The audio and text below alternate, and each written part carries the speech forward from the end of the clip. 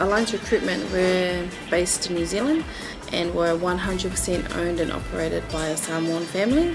We're here to recruit people, give the opportunity to people for full-time work in New Zealand as a skilled worker, so trades, carpenter, mechanic, or anyone who's successful with the quota to be able to come over to New Zealand.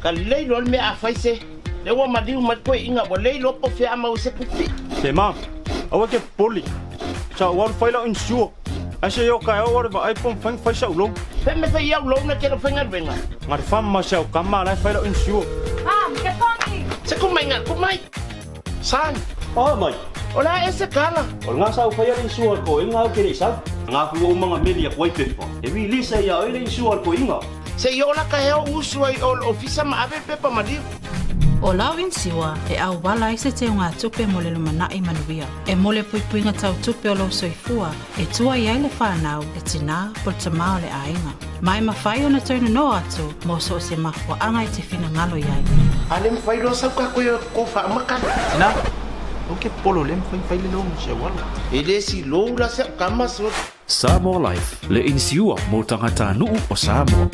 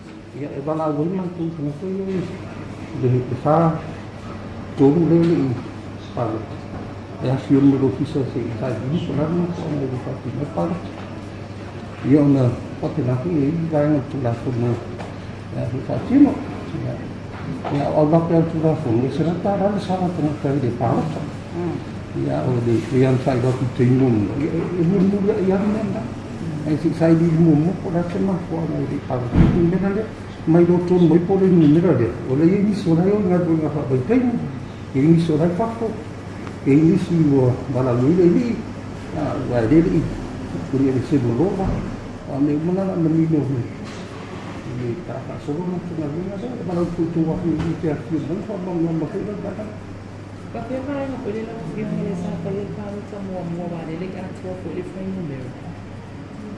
Oleh wa fi uma tu ni ya. Na you see here for yeah they part of the people. And they part of the story. They part of the people. Ini ya bawa Faiga mana lu buat mana dia. And they part of the story. Apa yang film?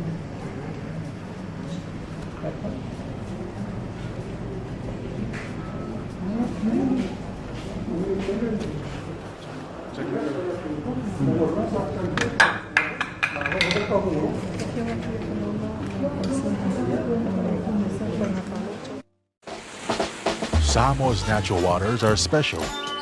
Something goes in there, comes out different. We often wonder why. But after generations and generations, I'm telling you, it has always been that way.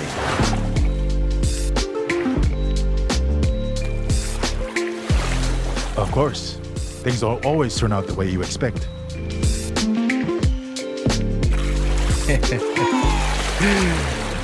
But who's complaining, right? Because these waters are not just special. They make everything better. As for me, this is my natural Samoa water, the taste of nature in a bottle.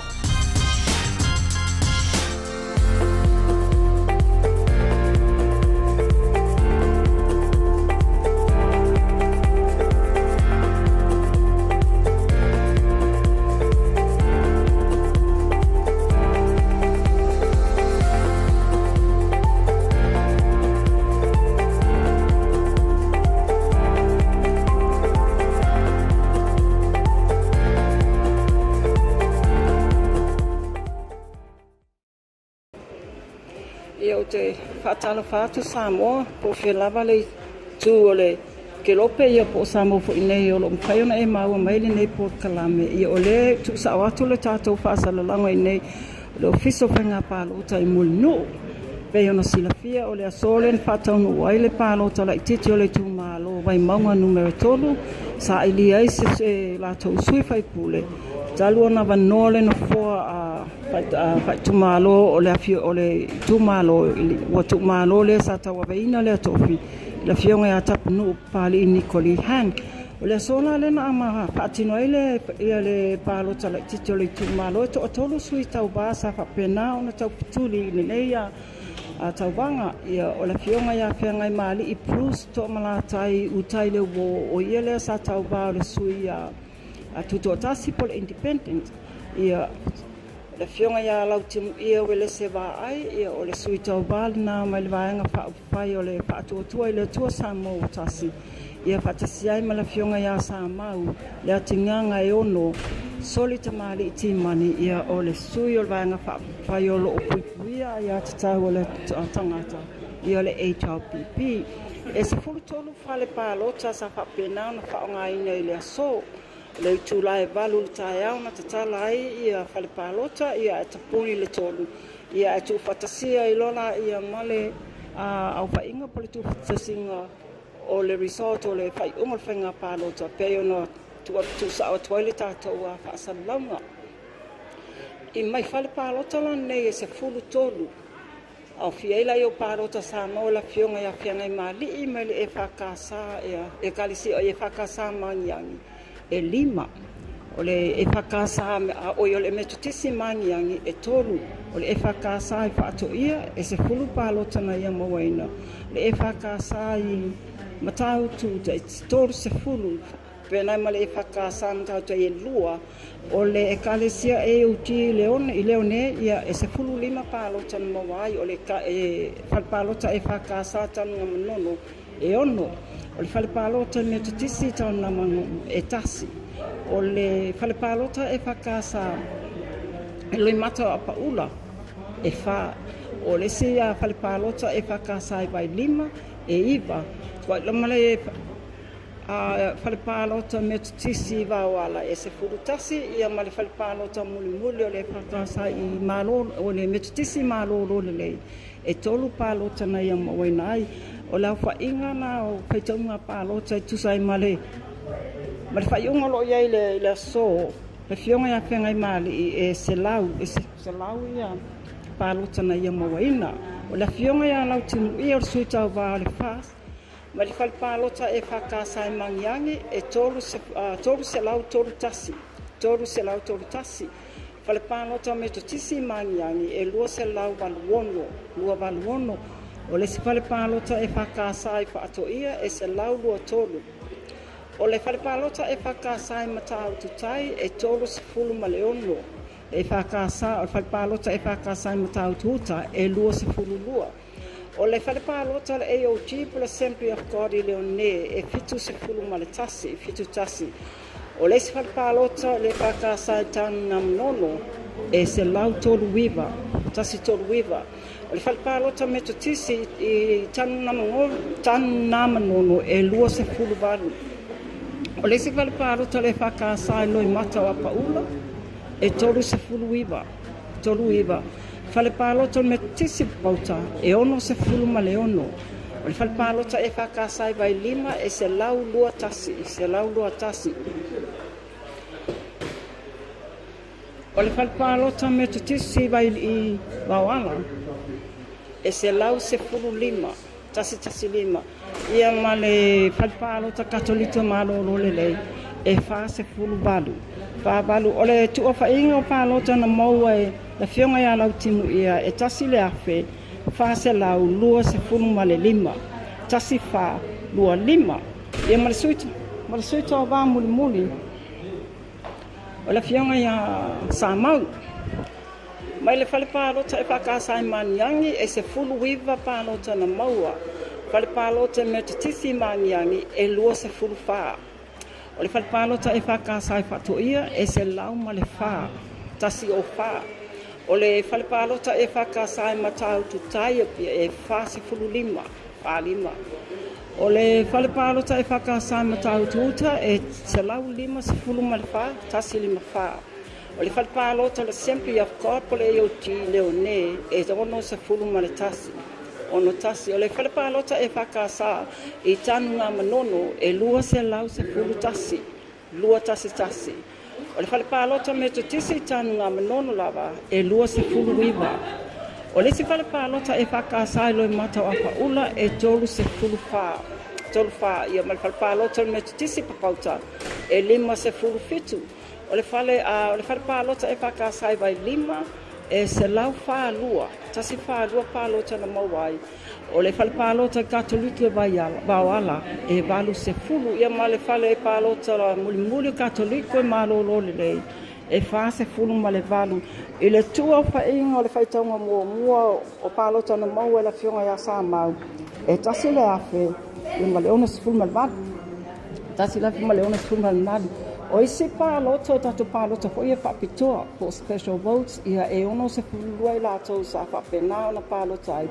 Ia ma Palota fo le mua po le pre-polling le na whaila solulu.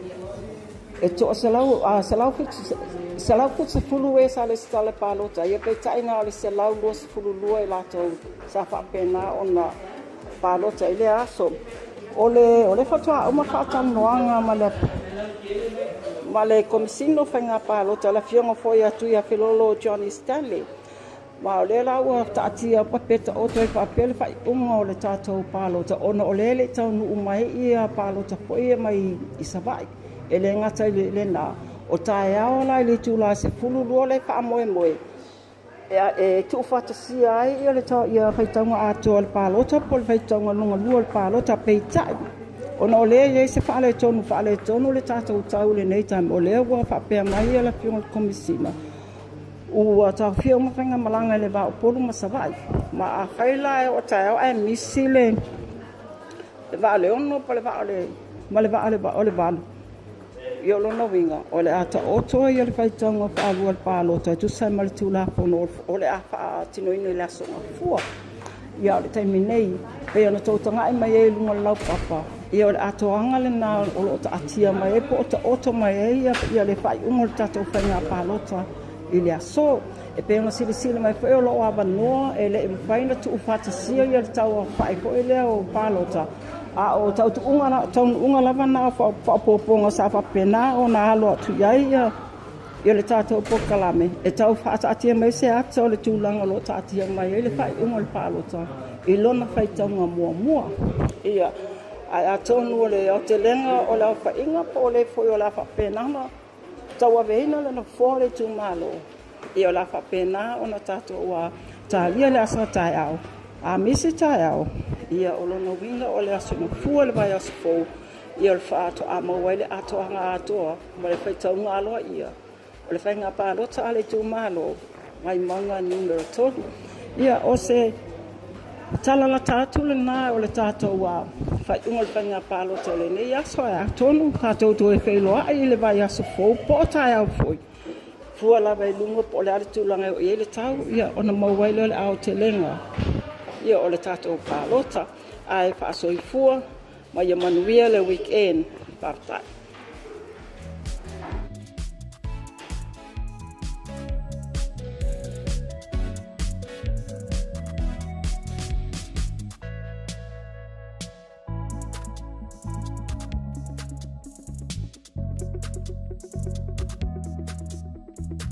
Samoa.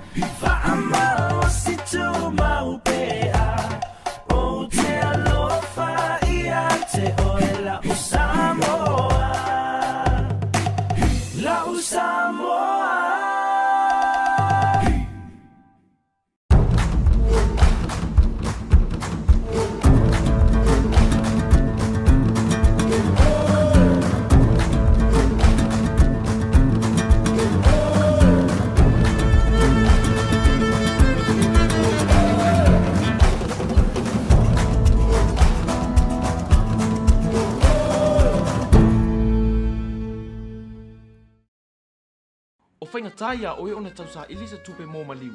Whai poiponga, a onga le whanau. Ta avale, po o se whare fōu. Isa! Tahu! Maua lona kamba! Wa vili ma ngei lewa maua! Kopi manguele ka pōngia, kopere rope maua ngei! A whio mai nei loe le Federal Pacific Finance, no so mana onga tau tupe bavi. Oi le! Ah, saka kau le whainga ruenga! Federal Pacific Finance, serving Samoa's financial needs.